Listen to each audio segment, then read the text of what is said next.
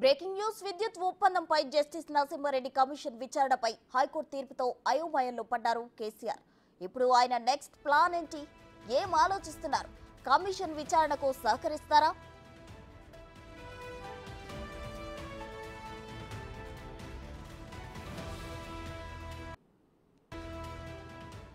వాస్తవంగా చూసుకుంటే ఇప్పుడు గులాబీ దొర ముందు రెండు ఆప్షన్లున్నాయి. అయితే హైకోర్టు తీర్పును సవాల్ చేస్తూ సుప్రీంకోర్టుకు వెళ్లాలి, లేదంటే ఖచ్చితంగా కమిషన్ ముందు విచారణకు హాజరు కావాలి.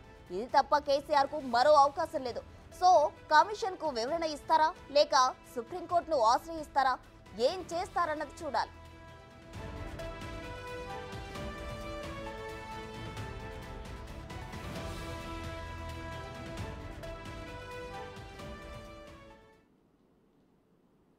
విద్యుత్ ఒప్పందంపై జస్టిస్ నరసింహారెడ్డి కమిషన్ విచారణపై హైకోర్టు తీర్పుతో కేసీఆర్ అయోమయంలో పడ్డట్టు తెలిసింది. దీనికి సంబంధించిన డీటెయిల్స్ అందించడానికి మా ఇన్పుట్ ఎడిటర్ పవన్ సిద్ధంగా ఉన్నారు. పవన్, చెప్పండి. ఛత్తీస్గఢ్ నుంచి విద్యుత్ కొనుగోళ్లు, యాదాద్రి భద్రాద్రి పవర్ ప్లాంట్ల నిర్మాణంలో అవకతవకలు జరిగాయి, అక్రమాలు చోటు చేసుకున్నాయి. దీనిపైన విచారణ జరపడానికి జస్టిస్ ఎల్ నరసింహారెడ్డి నేతృత్వంలో ఒక కమిషన్ ఏర్పాటు చేయడం జరిగింది.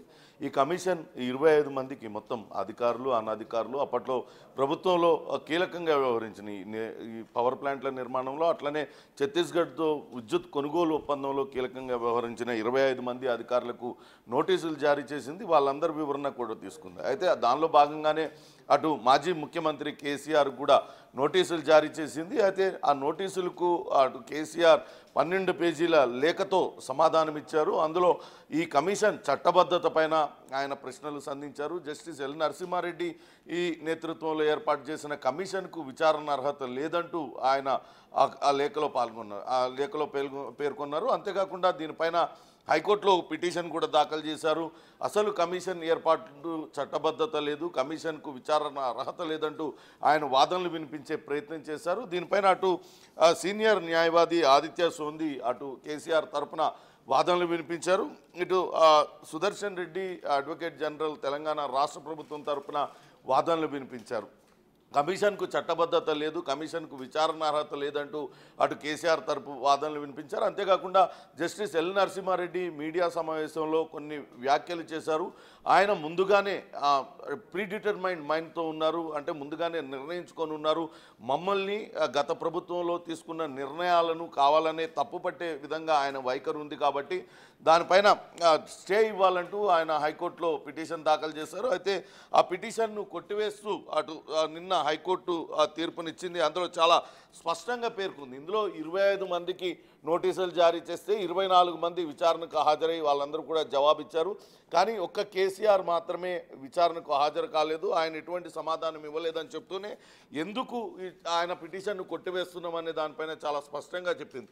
వాస్తవ నిర్ధారణ కమిషన్ ఇది కేవలం విచారణ కమిషన్ల చట్టం 1952 సంవత్సరంలో ఏర్పాటైన విచారణ కమిషన్ చట్టం కిందే కొన్ని అధికారాలతో ప్రభుత్వాలు కమిషన్ను ఏర్పాటు చేస్తాయి. ఆ వాస్తవ నిర్ధారణ కమిషన్ మాత్రమే అది.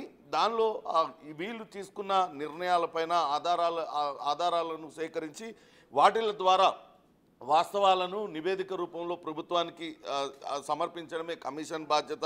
అంతేగాని బాధ్యులుగా నిర్ణయిస్తూ తీర్పు వెలువరించడం కానీ నివేదిక అమలు చేసే అధికారం కానీ కమిషన్కు ఉండదు. అంతేకాకుండా జస్టిస్ ఎల్ నరసింహారెడ్డి గతంలో హైకోర్టు ప్రధాన న్యాయమూర్తిగా చేశారు. ఆయనకు ఈ విషయాలన్నీ కూడా తెలుసు.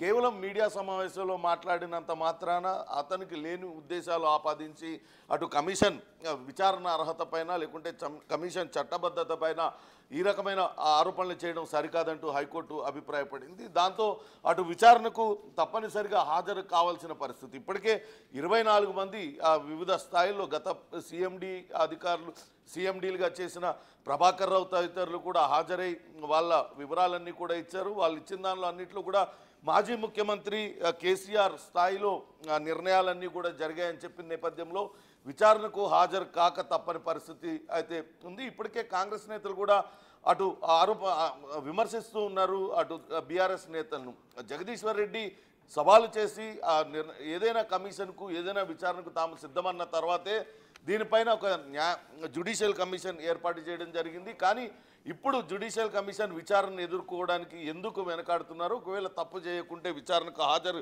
కావాల్సిందేనంటూ అటు కాంగ్రెస్ నేతలు కూడా విమర్శలు చేస్తున్న పరిస్థితి ఉంది. ఇప్పుడు కేసీఆర్ ఎదుట రెండే రెండు మార్గాలు ఉన్నాయి. ఒకటి, నిన్న హైకోర్టు ఇచ్చిన తీర్పును సవాలు చేస్తూ ఉన్నత న్యాయస్థానం అంటే సుప్రీంకోర్టులో పిటిషన్ దాఖలు చేయడం, లేకుంటే విచారణ ఏదైతే జస్టిస్ ఎల్ నరసింహారెడ్డి ఏమేమి అంశాలను ప్రశ్నిస్తుందో ఆ అంశాలకు అన్నిటికీ కూడా జవాబులు రాతపూర్వకంగా కానీ లేకుంటే నేరుగా హాజరై కానీ ఆయన ఇవ్వాల్సి ఉంటుంది. ఖచ్చితంగా విచారణకు హాజరు కావాల్సిన పరిస్థితి ఏర్పడింది. ఇప్పటికే పీకల్లోతో తలనొప్పుల్లో చుట్టుకుపోతుంది. నిన్న అటు కవిత బెయిల్ కూడా రద్దయిన పరిస్థితి కనపడుతుంది. ఒక పక్క ఎమ్మెల్యేలందరూ కూడా చేజారిపోతున్న పరిస్థితి, మరోపక్క నిన్న హైకోర్టులో ఈ పిటిషన్ కొట్టివేయడంతో అటు బీఆర్ఎస్ పార్టీ దిక్కుతోచని పరిస్థితిలో ఉందని చెప్పాలి. ఏ రకంగా ఈ కమిషన్ని ఎదుర్కోవాలి, ఏ రకంగా తాము చేసుకున్న ఒప్పందాలను సరైనవే ఎలా సమర్థించుకోవాలి అంటూ కొంత వాళ్ళు మల్లగుల్లాలు పడుతున్న పరిస్థితి ఉంది. చూడాలి ఎప్పుడు విచారణకు హాజరవుతారా, లేకుంటే రాతపూర్వకంగా కమిషన్ అడిగిన ప్రశ్నలకు జవాబులు ఇస్తారా అనేది మాత్రం వేచి చూడాలి. ప్రసూన. Thank you Pawan.